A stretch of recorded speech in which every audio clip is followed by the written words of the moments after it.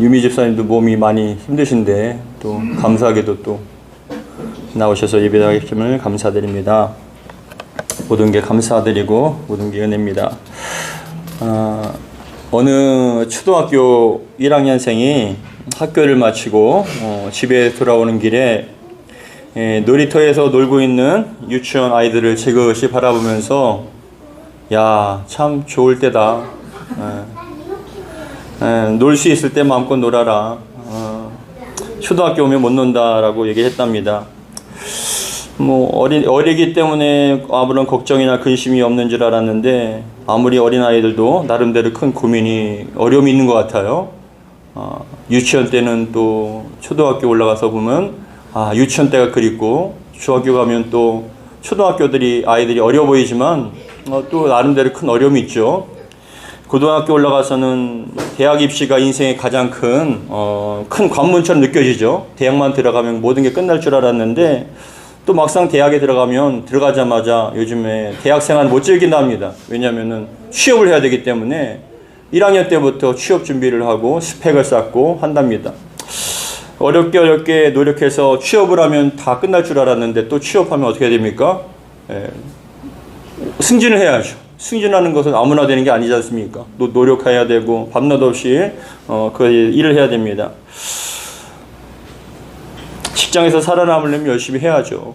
열심히 노력해야 되고 예전에 저도 안양에서 사역을 할 때에도 은행 과장님이셨어요. 은행의 과장님이셨는데 정말 연봉도 세고 굉장히 잘 사는 삶인 줄 알았는데 알고 보니까 어떤 성과라든지 시험에 통과해야 된다든지 많은 것들을 거쳐서 그 자리를 유지할 수 있고 또 그것을 더 잘해야만 그것을 또 올라갈 수 있는 그런 참 치열한 삶을 살고 있다는 것을 느끼게 되었습니다.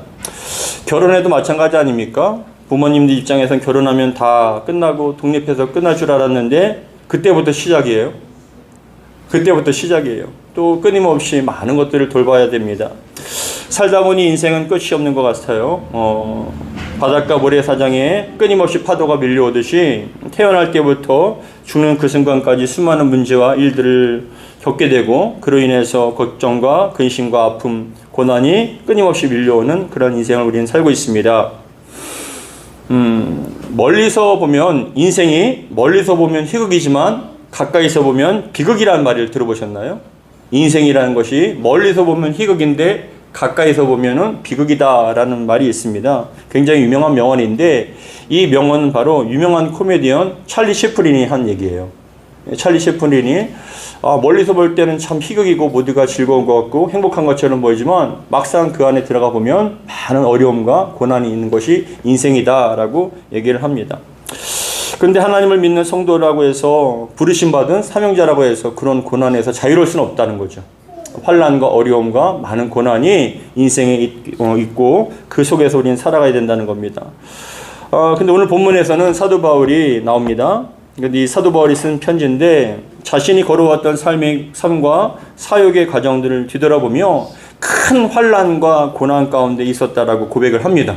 너무나 큰 환난과 고난이 있어서 삶의 소망이 끊어지고 마음의 사형 선고를 받은 것처럼 죽고 싶은 거죠. 소망이 없고 모든 게 다 막혀있고 살아있는 지옥과 같은 느껴지는 그런 상황에서 마음의 사형 선고를 받았다라고 고백을 하고 있습니다. 바라기는 말씀을 통해서 그러나 이러한 고난과 고통의 환경에 머무는 것이 아니라 사도 바울은 그 속에서 어떻게 극복하고 이겨내는지에 대해서 말씀해 주고 있습니다. 바라기는 오늘 말씀을 통해서 성도 속의 삶 속에 일어나는 수많은 문제들과 고난들로 인해서 고통받고 괴로워하는 성도에게 주시는 주님의 귀한 음성에 들려지기를 주의 이름으로 축복합니다. 마태복음 7장에서는 예수님께서 구하라 찾으라 두드리라 라는 말씀을 하시면서 기억나시나요? 자녀가 떡을 달라는데 돌을 주며 또 생선을 달라는데 뱀을 줄 부모가 어딨냐 라고 말씀을 하시면서 악한 자라도 자녀에게 좋은 것을 줄 줄 알거든 하물며 하늘에 계신 너희 아버지께서 좋은 것을 주시지 않겠느냐라고 그렇게 반문을 하시는 것을 우리는 기억합니다.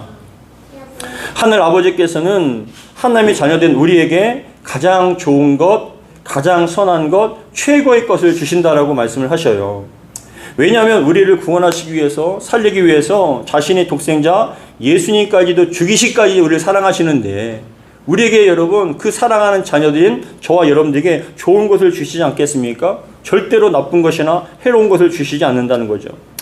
그러니 우리가 잘 생각해 봐야 됩니다. 고난도 하나님의 뜻인가 묻기 전에 고난 속에 담겨진 하나님의 뜻을 아는 것이 먼저라는 것을 우리는 알아야 합니다. 그렇다면 하나님께서는 왜 우리를 힘들고 고통스럽게 하는 고난을 허락하실까요?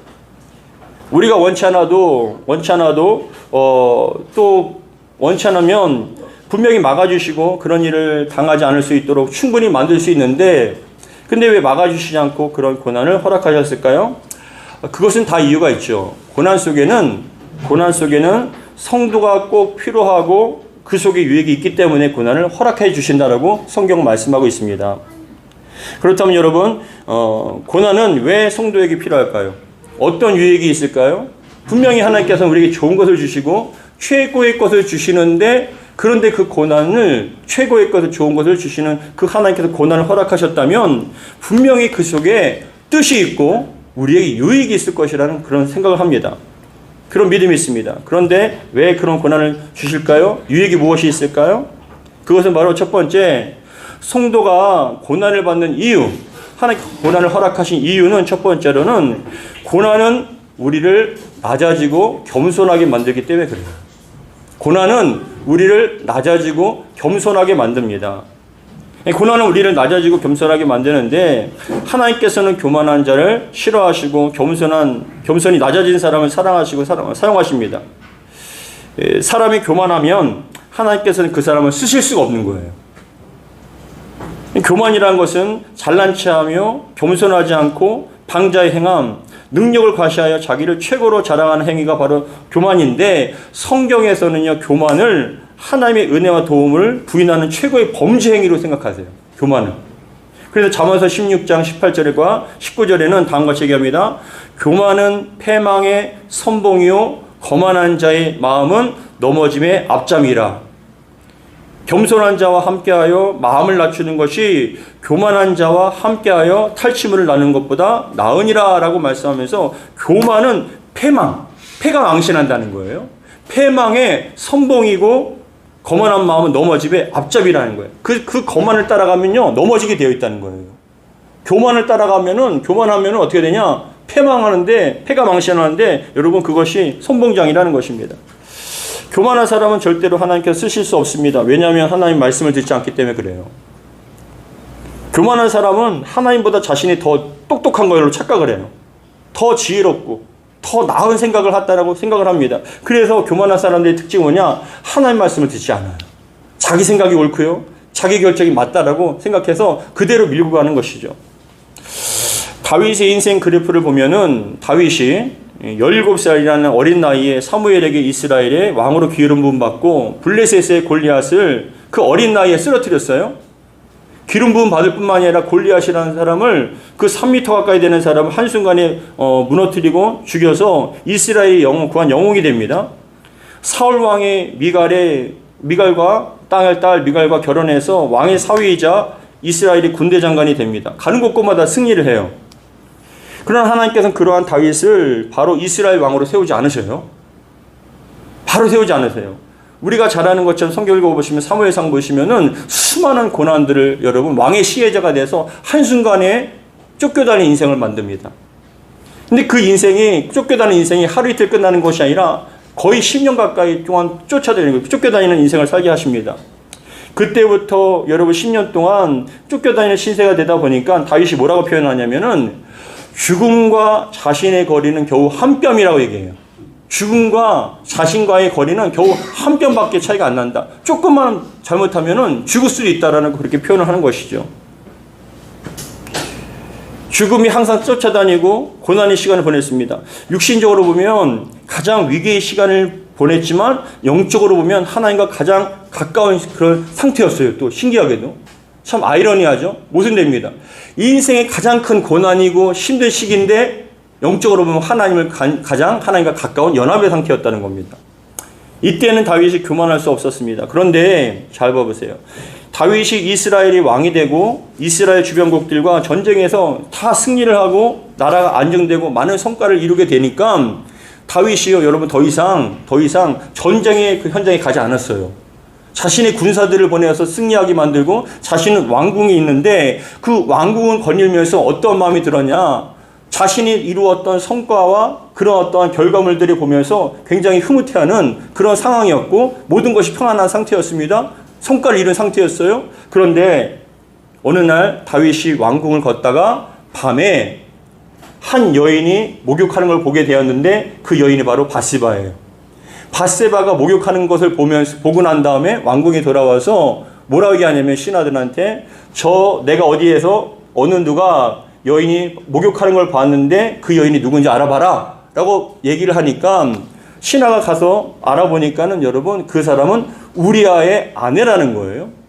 우리아는 이방인이었지만 군대 장관으로서 장수로서 다윗을 위해서 충성했던 사람이에요. 근데 그러한 전쟁의 현장에서 목숨을 걸고 싸우고 있는 우리아의 아내 바세바라고 합니다 했을 때 여러분 그 다윗이 어떻게 했냐? 아 그래 그러면 남편이 있는 특별히 우리아의 아내라면 내가 포기해야지라고 생각하는 게 아니라 그 바세바를 여러분 궁으로 불러들여서 성적인 그런 걸 취하게 된 겁니다. 잠자리를 하게 돼요. 근데 그렇게 잠자리를 하게 되었는데 어떻게 되냐면은 그 바세바가 임신을 하게 됩니다. 근데 시기적으로 따져보면은 지금 이 바세바가 임신하게 되면은 어떻게 되냐? 자신의 남편 우리아는 지금 몇 달 동안 전쟁터에서 전쟁을 하고 있는데 그 시간에 바세바가 그 시기에 임신하게 되면 이 여인은 간통하게 되잖아요. 근데 간통을 하게 되면은 간음을 하게 되면은 그 당시 율법의상 돌로 쳐 죽여야 돼요. 간음을 하는 여인과 남자를 다 돌로 쳐 죽여야 됩니다. 그러니까 다윗 입장에서는 왕인데 그것도 남편이 있는 그 여인을 여러분 임신시켰으니 얼마나 큰 죄를 지었습니까? 그런데 이 다윗이 뭐라고 얘기하냐면은 우리아를 전쟁에 있는 터에 있는 우리아를 불러다가 술 마시게 한 다음에 치하하고 칭찬하면서 너 오늘만큼은 힘들었으니까는 네 아내 바세바에게 들어가라. 바세바에게 가서 회포를 풀어라. 배려를 하는 것 마냥 그렇게 얘기를 해주는 거예요. 근데 다윗의 속셈은 어떤 속셈이었습니까? 자신이 임신시킨 것을 여러분 그것을 모르게 하려고 내가 한 것이 아니라 우리아를 통해서 임신시킨 것을 여러분 그렇게 만들려고 그렇게 악한 짓을 한 거예요. 근데 우리아는요 정말 충성된 그런 군사였기 때문에 장수였기 때문에 아닙니다. 제 동료들은 저기서 전쟁터에서 죽음을 위해서 목숨 걸고 싸우는데 제가 어떻게 들어갑니까? 아내에게 회포를 풉니까? 안 됩니다. 전쟁이 끝나기 전까지는 전 못 그럽니다라고 밖에서 자버려요. 그러니까 다윗이 또 얘기를 해서 술을 잔뜩 먹이고 또 들어가라 했는데 안 들어가고 또 밖에서 자는 거예요. 그래서 편지를 써서 뭐라고 얘기하냐면은 이 우리아를 전쟁의 가장 치열한 앞장에 서게 만들어라. 맞는 거예요. 이게 뭐입니까? 죽이라는 거죠. 앞장서서 죽이라는 거예요. 그래서 우리아가 앞장을 서서 전쟁에서 앞장서서 선봉장에 되어서 싸우는데 결국 죽게 됩니다. 그런 다음에 다윗이 어떻게 했냐? 그 슬픔에 빠져있는 바세바를 바로 취하여 아내로 삼아버리는 거예요. 근데 여러분 잘 봐보세요. 이렇게 다윗이 그러한 죄를 범했을 때는 언제입니까? 성과를 이루고 왕이 되어서 모든 것이 성과가 이룬 그런 시기가 바로 교만한 시기. 내가 이루었다라고 하는 그런 시기에 그런 죄를 범한 거예요. 여러분 잘 들어보십시오. 아무것도 이루지 못하고 아무것도 우리가 고난 가운데 있으면 교만할 것도 없잖아요. 그런데 가장 사람이 위험할 때가 언제냐? 뭔가를 이루고 성공을 이뤘을 때 그때가 바로 가장 위험한 때라고 얘기합니다. 그래서 성경은 얘기합니다. 뭐라고 얘기하냐면은 그런즉 선줄로 생각하느냐 넘어질까 조심하라 라고 말씀을 하세요. 뭔가가 이루어지고 성공을 이루었을 때 인생에 큰 어떤 업적을 남겼을 때 그때가 가장 위험한 때다라고 말씀을 하세요. 그래서 성경에서는 하나님께서는 어떠한 사람을 원하느냐? 고난을 통하여 그 사람이 낮아지게 만드는 거예요. 자랑할 것이 없게끔, 교만할 것이 없게끔 만드시는 거예요. 그게 여러분 무엇이나 영적으로 성도 여러분, 사람이 아프기 전에 미리 예방주사를 맞잖아요. 그렇죠? 사람이 아프기 전에 미리 예방주사를 맞습니다. 예전에 한참 코로나가 있을 때 유행할 때 백신을 맞았습니다. 아이가 또 태어나서 많은 예방주사를 맞고 초등학교 때 맞고 청소년 때 좀 예방주사를 맞습니다. 연세 드신 분들은 많은 종류의 예방주사를 맞아요. 독감주사 예방주사도 맞고요. 대상포진 우리 여기 보면은 입구에 보면은 대상포진에 대해서 얼마만큼 그렇게 홍보를 합니까? 반드시 맞아야 되고 그런 것이 일어나기 전에 반드시 예방주사를 맞으라고 합니다. 암 예방주사를 맞습니다. 많은 예방주사를 맞아요. 하나님께서는 우리에게 고난이라는 영적 예방주사를 놓으신 거예요. 고난을 통하여서 우리가 아무것도 아니라는 것, 넘어질 수 있다는 것, 그리고 하나님 앞에 자랑할 것 없는 그러한 존재라는 것을 고난을 통하여서 우리에게 항상 깨닫게 하시고 그 고난 가운데 우리가 아무리 애를 쓰고 힘을 내어도 우리의 의지로 벗어날 수 없고 우리의 힘으로 그것을 이겨낼 수 없다는 걸 깨닫게 해 주셨을 때 우리는 비로소 우리는 낮아지고 겸손해진다는 거예요. 그런 사람을 하나님께서 쓰십니다. 모세가 이스라엘 왕의 그 애굽의 왕자였을 때는 쓰시지 않았어요. 그 광야에서 40년 동안 그냥 목동으로서 아무것도 못한다는 그런 정말 철저하게 낮아지게 하신 후에 하나님께서 그 모세를 부르셨던 것처럼 우리의 인생 가운데서도 하나님께서 사랑하십니까? 고난을 통해서 우리가 낮아지게 만드셔요. 그 겸손하게 만드십니다. 아무리 노력하고 애써도 안 된다는 걸 깨닫게 해주십니다. 그랬을 때 우리는 하나님 앞에 겸손한 마음으로 하나님의 사역을, 하나님의 사명을 감당할 수 있다는 것입니다. 사랑하는 성도 여러분, 지금 고난 가운데 있으십니까? 하나님께서 쓰시기 위한 아름다운 과정임을 믿으시기 바랍니다. 고난이란 예방주사를 통해서 우리가 어떠한 성과를 이루고 어떠한 일을 해도 우리 스스로의 힘으로 우리의 노력으로 된 것이 아니라 하나님의 은혜로 됐다는 것을 깨닫기 위한 아름다운 과정이라는 것입니다. 그래서 하나님께서 우리에게 고난이 우리 유익이다라고 말씀하세요.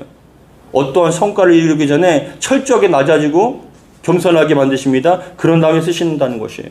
두 번째, 고난을 허락하시고 우리에게 유익이 되는 이유 두 번째는 고난은 우리를 다른 사람을 위로할 수 있는 위로자로 만드신다는 거예요. 고난은 우리를 다른 사람을 여러분 위로할 수 있는 위로자로 만드셔요. 오늘 본문 1장 4절부터 3절과 4절 같이 한번 읽겠습니다. 고린도후서 1장 3절과 4절입니다. 같이 읽습니다. 시작. 찬송하리로다. 그는 우리 주 예수 그리스도의 하나님이시요 자비의 아버지시요 모든 위로의 하나님이시며 4절.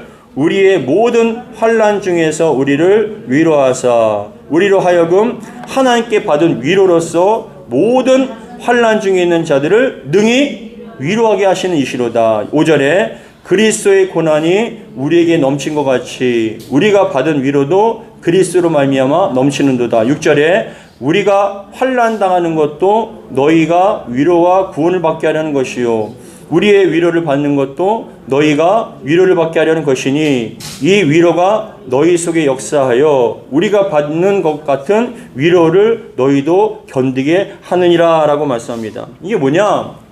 내가 넘치는 고난으로 말미암아 정말 밑바닥까지 가고 정말 사망이 음침한 골짜기 마치 수울과 같은 그런 밑바닥까지 갔는데 그러한 고난의 경험이 있을 때 나와 똑같은 고난을 받은 사람에게 위로를 할 수 있는 위로자가 된다는 거예요.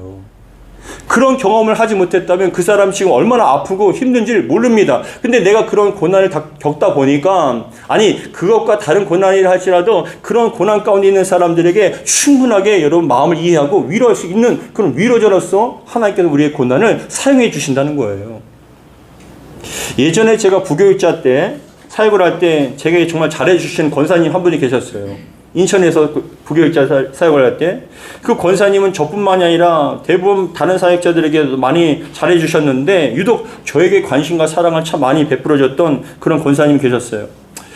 그분은 구역장도 하시고 성가대도 하시고 전도대도 하시고 뭐 교회의 권사님은 교회에 권사님들이 기도할 수 있는 기도방을 만들어 놨거든요. 교회에. 일주일에 2번은 기도방에서 주무시며 다른 권사님들이랑 철야하면서 교회를 위해서 기도하시는 그런 권사님이셨어요. 근데 그 권사님의 특징은 지금도 잊혀지지 않는 게 그 권사님의 특징은 항상 웃는 얼굴로 다니셨어요. 항상 미소를 지으시고 격려해 주시고 사랑의 말을 많이 해주셨던 분으로 기억이 납니다. 얼굴이 항상 웃고 다녀서 저는 그분의 얼굴을 볼 때 나올 때 2년 가까이 있었는데 얼굴에서 그늘이라는 걸 찾아본 적이 없어요. 항상 미소 짓고 천사처럼 화사하게. 여러분들도 화사합니다. 천사 같아요. 그런데 사람이 때로는 항상 좋을 수는 없잖아요. 그늘이 있을 때도 있잖아요. 근심이 있기 때문에. 근데 특징이 한 번도 그늘이 없어요. 그늘이 진 것을 본 적이 없어요. 그래서 여러분 저는 생각하기를 그 권사님의 가정은 참 형통한 가정이고 잘 사는 가정이고 모든 게 다 잘 되는 그런 가정인가 보다라고 생각을 했거든요. 근데 제가 그 권사님의 가정을 신방 전사님과 함께 신방할 기회가 있었는데 권사님의 가정을 신방하는데 막상 가보니까 굉장히 허름한 곳에서 혼자 사시더라고요. 그때부터 좀 그런가 싶었는데 그 권사님과 앉아서 이야기를 하는데 신방을 하면서 얘기를 하는데 권사님이 일찍이 남편과 사별하시고 어렸을 때 아이들이 어렸을 때 사별하시고 권사님 혼자서 자녀들을 키우신 거예요. 근데 이 자녀들을 키우는 데 있어서 많은 어려움이 있었고 정말 제가 그 얘기를 들으면서 어떻게 견딜 수 있을까? 어떻게 이걸 이겨낼 수 있을까 싶을 정도로 너무나 많은 고통과 어려움의 연속이었어요. 몸도 아프시고 지병도 있으시고 자녀들이 하는 사업마다 다 실패하고 고통을 겪고 더 나가서 그것을 메꾸기 위해서 마음을 여러분 하루라도 편안한 날이 없는 것 같은. 근데 제가 그 얘기를 들으면서 한마디로 솔직히 얘기하면은 그겁니다. 제가 그분의 입장이었으면 그 자리에 없을 것 같아요. 생이 마감됐을 것 같은 그럴 정도로 엄청난 고난 가운데 지옥과 같은 그런 삶을 몇십 년 동안 사셨더라고요. 어떻게 견딜 수 있을까? 이런 어려움을 어떻게 감당할 수 있을까? 그런데 그 권사님이 얘기하신 것이 무엇이었냐면은 목사님 제가 어떻게 그런 것을 제가 여쭤봤어요. 어떻게 그런 고난을 견디셨어요? 어떻게 그렇게 지옥과 같은 삶을 견디셨습니까? 근데 어떻게 지금까지 이렇게 살아오셨어요? 얼굴에 그림자가 하나도 없습니까? 라고 이렇게 여쭤봤는데 그분이 저한테 바라보시면서 웃으시면서 하신 얘기가 목사님 그러기까지 얼마나 힘들었겠습니까? 그 얘기를 하시더래요. 그러기까지 얼마나 힘들었겠습니까? 죽고 싶을 때 많았고 포기하고 싶을 때 많았고 그냥 모든 걸 다 내려놓고 도망가고 싶을 때가 한두 번이 아니었다는 거예요. 근데 어느 순간 기도를 하는데 하나님께 통곡하며 정말 통곡하면서 눈이 짓무를 정도로 눈물을 흘리면서 기도를 하시는데 어느 날 하나님께서 감동을 주시는데 어떤 감동을 주셨냐면은 너의 그러한 고난의 경험이 다른 사람에게 위로가 될 수 있다라는 그 오늘 본문의 말씀을 주신 거예요. 너의 고난이 누군가에게 너와 같은 고난이 있는 사람을 위로할 수 있는 그런 위로자로서 나는 너를 사용하고 싶다라는 그런 감동이 오시더래요. 그래서 그때부터 권사님은 이유 없는 고난은 없다. 이 고난을 겪는다면 반드시 그 고난이 목적이 아니라 고난을 통해서 하나님께 분명히 뜻이 있을 것이다라는 그런 믿음이 생기셨대요. 그래서 그때부터 하나님께 기도하면서 원망하는 것이 아니라 정말 원통하여서 눈물 흘리면서 그렇게 기도하고 물론 기도도 하지만 그런데 그때부터 하나님께 원망이 아니라 하나님께 내 인생이 왜 이렇습니까? 나는 왜 이렇게 살아야 됩니까? 그러한 기도가 아니라 하나님께 하나님 이것을 통해서 저에게 경험하게 하셨다면 그 영혼들을 위로할 수 있는 위로자가 되게 해달라고 그렇게 기도를 하셨대요. 근데 그러다 보니까 구역장을 맡으면서 그 구역원들이 정말 신기하죠? 그러한 어려움을 겪는 권사님이 겪어왔던 그런 어려움에 있는 구역원들을 만나게 해주시더래요. 그래서 구역 예배를 드리면서 그 자녀를 위해서 어떤 일들을 위해서 그렇게 함께 기도하다 보니까 이 권사님이 그런 경험과 그런 기도와 어떻게 극복했는지에 대해서 함께 나누면서 위로하면서 그분들을 여러분 이끌어 줄 수 있었다고 그렇게 고백을 하시더라고요. 하나님께 여러분 그분이 뭐라고 고백하냐면 이유 없는 고난은 없구나. 주 안에서 이유 없는 고난은 없구나. 이러한 고난을 통하여서 나를 낮추실 뿐만이 아니라 그러한 어려움과 고난에 있는 영혼들을 위로하고 함께 이끌어 가려고 하나님께 나를 사용해 주시기 위해서 그런 고난을 허락해 주셨구나. 그때부터 이해가 되고 그 고난을 여러분 더 이상 부인하는 것이 아니라 원망하는 것이 아니라 주님의 선한 도구로서 쓰임받기 위해서 노력을 하셨다는 거예요. 그러니까는 그런 웃음과 환한 미소를 통하여서 그 영혼들을 이끌어갈 수 있었고 격려할 수 있었고 위로할 수 있었다는 거예요. 저도 이것이 이해가 됩니다. 오늘 말씀 이해가 돼요. 그게 충분히 수용이 돼요. 왜냐? 저도 여러분들이 아시다시피 맨 땅에 해등이었죠. 저희 어린아이들, 초등학교 다니고 유치원이었던 그 아이들, 우리 아이들, 그 2명의 아이와 제 아내와 4명의 개척을 했어요. 여러분 정말 힘들었어요. 4명에서 개척을 하는데 매달 다가오는 월세가 얼마나 빠른지 몰라요. 뭐 뒤돌아서면 또 월세 내야 되고, 뒤돌아서면 또 세금 내야 되고, 뒤돌아서면 뭐 해야 돼요? 뭐 사례비도 없는데 어떻게 합니까? 그거는 어떻게 견딥니까? 매달 다가오는 월세가 너무나 두려웠어요. 힘들었어요. 근데 그러한 가운데 어떻게 전도할까 몸부림치며 천일 작정기도 하고 금식하며 기도하고 그렇게 어려움을 겪어왔는데, 근데 참 신기하죠. 노예의 후배 목사님들이 그러한 목사님이 있으면 여러분 이해가 돼요. 격려가 되고. 그리고 제가 그분들에 대해서 위로를 하는데 그냥 인사말로 위로를 하는 게 아니라, 저도 그런 일을 겪었고 이런 인생 가운데 이렇게 견뎌왔습니다라고 얘기를 하면서 그분들에게 힘을 주고 격려해 주면요, 그분들이 진정한 위로를 받아요. 중요한 거예요. 큰 교회, 큰 교회 400명, 500명 되는 교회, 700명 되는 교회 위임해서 정말 처음부터 그렇게 시작했던 목사님들이 여러분 지나가면서 그 상가에서 월세를 내지 못해서 몸부림치며 울부짖고 있는 그 목사님들한테 힘내세요라면 여러분 힘이 됩니까? 당신이 700명, 800명 월급 받지 못해서 아이들한테 사줄 게 없어서 단돈 그 10,000원이 없어서 아무것도 못 해주는 그 마음을 어떻게 합니까? 근데 그런 것을 경험한 사람들은요, 그러한 고난 가운데 어려움 있는 영혼들의 위로할 때 그 위로가 진정한 위로가 된다는 거예요. 그래서 하나님께서 여러분들에게 아마 그런 고난을 겪게 하신 거예요. 왜냐? 구역을 예배 통해서, 목장 예배를 통해서 그런 영혼들을 이끌어가고 갑치할 수 있도록. 여러분들이 경험과 고난은요, 쓸데없는 게 아니에요. 다 사용해 주실 줄 믿습니다. 그러한 사람들 만나게 하실 것이고, 그런 사람들 위로하여서 잘 이끌어 주실 줄 믿습니다. 사명감 가지시고 여러분들이 그 고난 잘 이겨나기를 주님 축복합니다. 지금도 한편으로는 우리 교회에 왜 이런 고난이 있을까? 우리 교회 성전 건축하는데 내가 잘못한 거 하나도 없는데 왜 이런 어려움을 당할까? 근데 여러분 참 신기하죠? 아마 저는 기대합니다. 모든 목사님들이 다 성전 건축하신 목사님들은요, 하나같이 다 무용담을 고백하시더라고요. 나는 이럴 때 이런 어려움을 겪어서 성전을 건축했다. 그런데 하나님께 이렇게 축복하셨다. 그런 무용담이 있잖아요. 고난에. 근데 여러분 잘 봐보세요. 잘된 거에 대한 무용담은 없어요. 여러분 인생도 마찬가지 아닙니까? 참 힘들고 어려웠을 때, 고난을 겪었을 때 그게 인생의 무용담이 되고요. 그러한 것을 거쳐서 여기까지 온 거에 대해서 여러분들이 할 말이 참 많지 않습니까? 하나님께서도 아마 우리 세이만교회에 이러한 고난을 과정을 거쳐서 하나님께서는 더욱더 큰 뜻으로 그런 고난이 있는 영혼들을 정말 위로하고 격려하고 이끌어 주시는 그러한 것을 위해서 우리에게 허락해 주신 줄 믿으시기 바랍니다. 그래서 우리는 고난은 버릴 게 없다. 다 우리에게 위로가 되기 위해서 허락하신 것이라고 믿습니다. 그리고 마지막 세 번째 무엇이냐? 고난은 우리를 정결하게 하고요, 간절하게 하고 더 나아가서 하나님만 의지하게끔 만드신다는 거예요. 고난은 여러분 참 중요한 것 같아요. 하나님만 바라보고 의지하게 만듭니다. 여러분이 7절부터 9절까지 같이 읽겠습니다. 7절부터 9절 시작.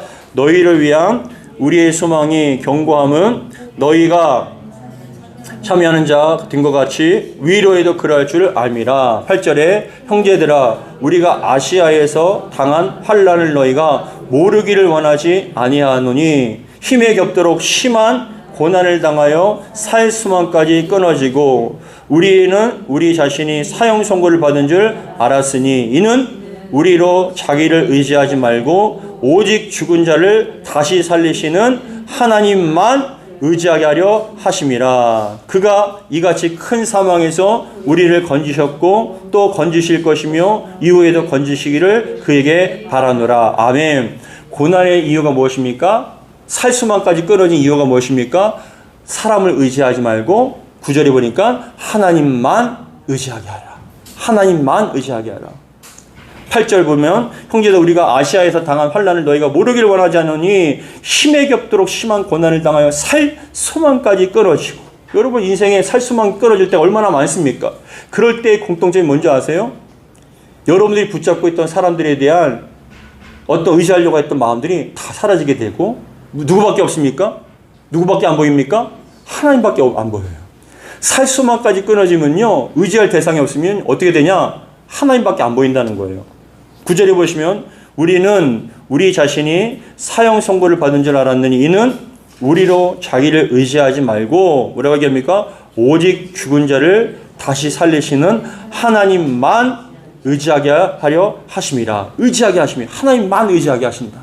고난이라는 게 왜 되냐? 무엇이냐? 하나님만 의지하게 만들어요. 다윗도 그랬고요. 요셉도 그랬고요. 야곱도 그랬어요. 야곱이 얼마나 꾀가 많습니까? 자기가 노력한 대로 다 얻은 줄 알았죠? 근데 자신의 자녀들과 아내와 모든 종들과 모든 재산을 잃어버릴 위기가 되니까 그것을 내려놓고 누구를 붙잡습니까? 하나님만 붙잡잖아요. 고난이라는 게 그거예요. 다 잃어버리면 누굴 붙잡습니까? 하나님만 붙잡게 만들어요. 요셉을 봐보세요. 요셉이 형들이 해서 애굽으로 여러분 노예로 팔려갑니다. 보디발 집에서 최선을 다해 노력했죠. 집사가 됐습니다. 그런데 여러분 억울한 누명에서 보디발 아내를 성폭행한 폭행범으로 감옥에 갑니다. 감옥에서 열심히 해서 술 맡은 관원장과 떡 맡은 관원장의 꿈을 해석해 줌을 통해서 그 술 맡은 관원장이 회복이 되는데 궁에 돌아가는데 뭐라고 약속한지 아세요? 잘 보세요. 술 맡은 관원장이 너는 여기 있을 사람이 아니구나. 너는 죄가 없구나. 내가 그걸 알았으니까 바로의 궁에 내가 궁에 돌아가게 되면 너를 반드시 풀어주겠다. 약속했잖아요. 그러면 이 요셉이 어떤 마음이 들었을까요? 나를 이제 해결해 주겠구나. 문제 해결해 주겠구나. 풀어 주겠구나. 왜요? 빽이 있잖아요. 엄청난 빽이잖아요. 술 맡은 관원장이. 바로의 왕궁이 술 맡은 관원장인데. 그런데 그 술 맡은 관원장이 해결해 줬나요? 안 해줬나요? 성경에 보시면 2년 동안 안 해결해 줬어요. 빽만 있으면 여러분 가장 높은 빽이 그 빽 아닙니까? 그래서 그 사람이 나를 해결해 줄 줄 알았는데 그 사람 붙잡고 있었는데 1년이 가도 한 달이 지나도 두 달이 지나도 금방 될 줄 알았는데 안 되는 거예요. 1년이 가도 2년이 가도 안 되는 거예요. 그때서야 요셉이 또 내려놓고 누구만 의지합니까? 하나님만 또 의지하는 거예요. 여러분 지금 사방에 아무것도 의지할 수 없을 만큼 고립되어 있고 죽을 것 같고 힘듭니까? 사람이 없는 것 같습니까? 하나님께서는 여러 이유가 있어요. 왜요? 그렇게 다 끊으시는 이유는 하나님만 붙잡고 의지하기 위해서. 주변을 바라보면 누군가를 의지하고 싶고 누군가를 붙잡고 싶은 건 당연한 거예요. 그런데 하나님께서는 그 고난과 오늘 말씀 가운데 마음의 살수만까지 끊어지고 사형 선고가 받은 그런 정말 절대적인 고난 가운데 할 수 있는 게 무엇입니까? 하나님만 바라보고 붙잡는 거예요. 근데 하나님께서는 그것을 원하신다는 거죠. 고난을 통해서. 그랬을 때 하나님께서는요, 그 사람을 아름답게 세워서 아름답게 사용해 주신다는 겁니다. 그래서 10절에 다음과 같이 고백합니다. 우리 같이 읽겠습니다. 시작. 그가 이같이 큰 사망에서 우리를 건지셨고 또 건질 것이며 이후에도 건지시기를 그에게 누구에게 바랍니까? 하나님께 바라봅니다. 하나님께 바라는 거예요. 과거에도 몰랐는데 과거에도 나를 건지신 분은 하나님이셨고 지금도 나를 건지신 분은 하나님이시고 앞으로 건지실 것을 믿고 의지하는 분은 대상이 누굽니까? 하나님이시라는 거예요. 여러분들에게는 하나님밖에 없는 줄 믿습니다. 하나님의 방법이에요. 말씀을 마무리하도록 하겠습니다. 고난이 많은 사람들을 보면 여러분 참 무용담이 많죠. 내 인생의 젊은 시절부터 많은 어려움과 역경 가운데 이렇게 내가 이렇게 겪어왔다라고 얘기합니다. 할 말도 참 많아요. 그분들의 이야기를 들어보면 뭐 2박 3일도 모자라요. 할 얘기가 많으니까. 저도 부모님에게 젊은 시절부터 겪었던 이야기를 들으면 지금도 벌써 한 50년째 듣고 있는데 끝이 없어요. 또 하시고 길어요. 근데 성경을 봐보세요. 아브라함과 야곱과 요셉의 분량이 많죠. 창세기에 보시면 분량이 많잖아요. 할 얘기가 많잖아요. 근데 그 사람들이 많은 분량이 그 주된 내용이 뭡니까? 다 고난이에요. 이런 고난 가운데 이런 일을 겪었고 그 속에서도 어떻게 견뎠으며 하나님께 어떻게 이끌으신지에 대한 그런 경험과 말들을 창세기에서 쭉 기록합니다. 근데 이삭을 봐보세요. 이삭이 한 것은요, 어렸을 때 번지를 당할 뿐밖에 없고 결혼해서 잘 살았다. 그거밖에 없어요. 결혼해서 잘 살았다. 형통한 것 같고 잘 산 것 같고 어려움이 없어서 기쁜데 성경에서는 할 말이 없다고요. 근데 하나님께서는요, 아브라함과 야곱과 요셉 이야기를 길게 쓰신 이유가 뭡니까? 고난의 삶을 살았고 그 고난 가운데 하나님을 어떻게 붙잡고 어떻게 견뎠으며 어떻게 했던 할 얘기가 많잖아요. 여러분 사랑하시기 때문에 이렇게 은혜를 베풀어 주신 줄 믿습니다. 고난이라는 그 과정을 통해서 하나님을 더욱더 의지하고 붙잡는 게 은혜인 줄 믿습니다. 지금 여러분들이 고난 가운데 할 얘기가 참 많으시죠. 다 세월의 흔적도 있고 고난의 흔적도 있고 저도 마찬가지고 여러분도 마찬가지입니다. 이제 앞으로 우리는 또 그런 고백을 할 겁니다. 야, 그때 우리 교회가 어떤 어려움이 있었고 이런 상황이 있었고 근데 이렇게 극복해서 이렇게 했다. 근데 그런 모든 것들이요 다 경험이 되고 추억이 될 뿐만이 아니라 무용담이 되어서 그러한 어려움 가운데 우리가 어떻게 극복했다는 걸 알게 되면 우리 후배 목사님이 고난 성전 건축 가운데 많은 고난이 있을 때 제가 그 얘기를 해줬을 때 얼마나 위로가 되겠습니까? 아, 목사님도 그렇게 하셨어요? 그렇게 극복하셨습니까? 아, 그럼 저도 이렇게 하면 되겠네요. 충분한 위로자를 만드신다고요. 더 나가서 고백합니다.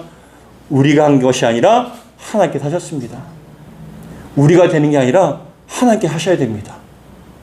목사님, 권사님, 집사님 힘내세요. 우리가 할 수 있는 건 없어요.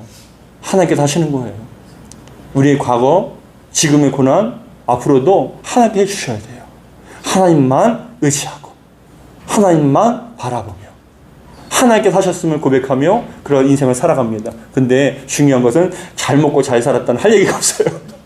근데 여러분 인생을 보면, 얼굴을 보면 할 얘기가 참 많잖아요. 그게 하나님 입장에서는 축복이라고요.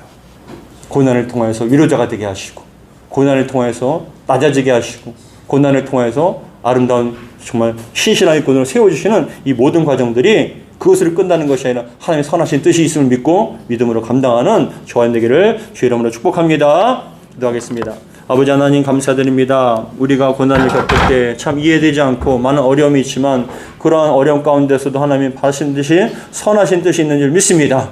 우리를 겸손하게 하시고 낮아지게 하시고 우리를 하나님만 의지하게 만드시며 하나님만 높일 수 있는 저희들이 되게 하심을 감사드립니다. 우리 사랑하는 성도들 고난의 흔적들이 참 많습니다. 정말 물질적인 어려움과 자녀의 문제 여러 가지 고난으로 말미암아 그런 얼굴들이 참 많이 있습니다. 그러나 그 고난이 주 안에서 아름답게 승화가 되어서 많은 사람들을 위로하고 많은 사람들에게 격려를 해주고 정말 그 영혼들을 이끌어갈 수 있는 신실한 위로자들 될 수 있도록 도와주옵소서. 붙잡아 주시옵소서. 우리 주 예수 그리스도 축복하며 기도합나이다.